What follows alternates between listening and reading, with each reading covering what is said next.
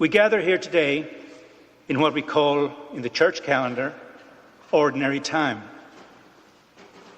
Ordinary time offers a sense of rhythm and routine that has continued through the church for 2,000 years. The excitement of Easter is well behind us. The vibrant feasts of summer have passed, and the solemnity of the next Advent and Lent are yet to come.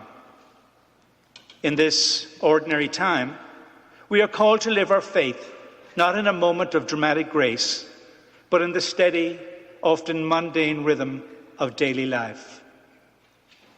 And it is in this daily life that we inevitably encounter burdens, difficulties, and suffering. Today's Gospel from Luke presents a stark and challenging message.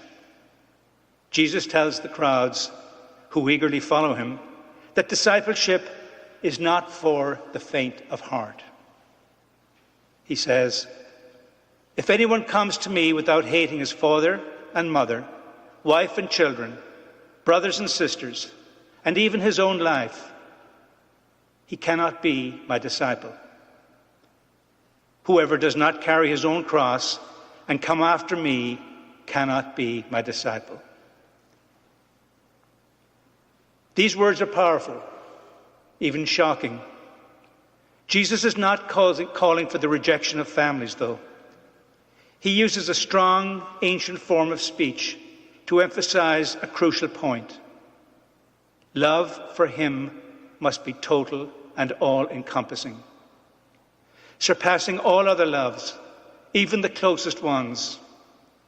Following him comes with a price, a cost one must be willing to pay.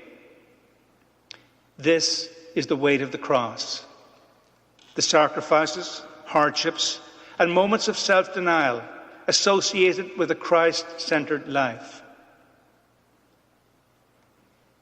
Amy Carmichael understood this very well. Her life exemplifies taking up one's cross daily and doing with it a deep, abiding joy rooted in Jesus. Born into a moderately wealthy Irish family in the turn of the 20th century, she could have lived a life of ease. However, she was seized by a passion for Christ at a young age, which reshaped her entire existence. Initially, she was denied the opportunity to serve in China due to health issues. Undeterred, she went to India instead, where she lived for over 50 years. There she discovered the horrific practice of temple prostitution, where young girls were sold to supposedly serve gods, but instead were abused. Amy could not ignore this. She began rescuing these children, establishing the Darfur Fellowship to provide them with a home, with love, and with faith in Jesus. She became Amma, or mother, to hundreds of children, and she dedicated her life to their care. The work was relentless. She faced immense opposition, including physical threats, accusations from those who profited from the abuse of these children. Her work was a continuous, heavy burden. Yet even when her body failed her in later years, she became bedridden from a painful illness, and for the last 2 decades of her life, her joy did not falter. From her bed, she wrote books and prayed tirelessly, continuing her ministry of love and encouragement. She famously said, "There is always something to be happy about if we look for it." She went on, "2 men looked out through prison bars. One saw mud, the other saw stars." Her deep personal relationship with Jesus was the source of her joyful endurance.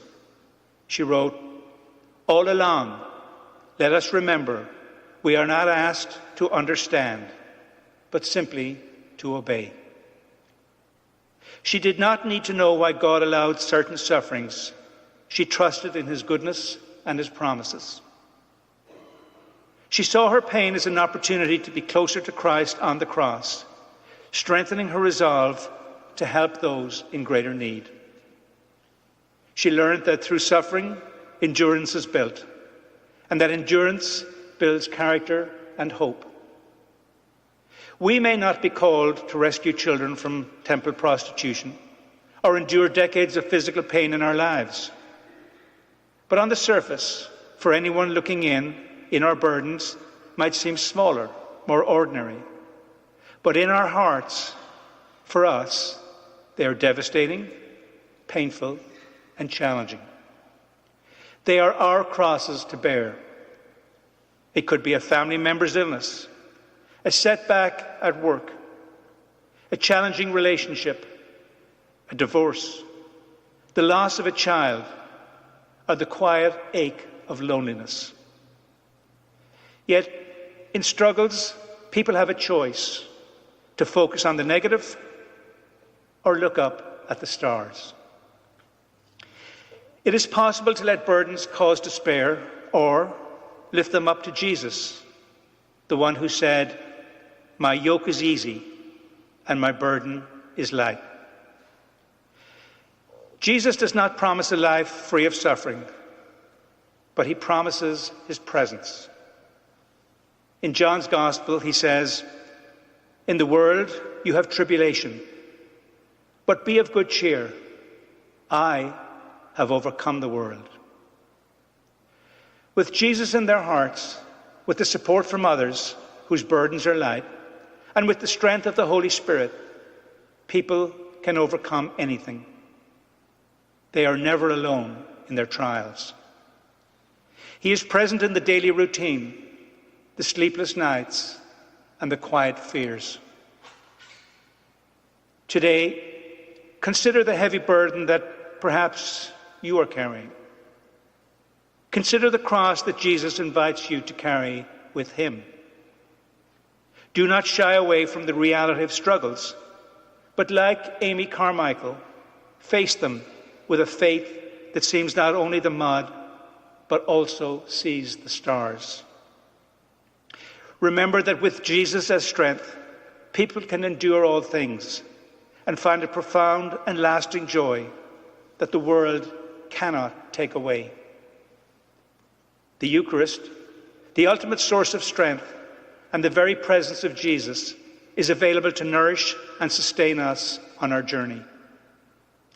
So let us leave this building today refreshed, encouraged, and motivated to pick up that cross once again and march on to our final destination with Jesus.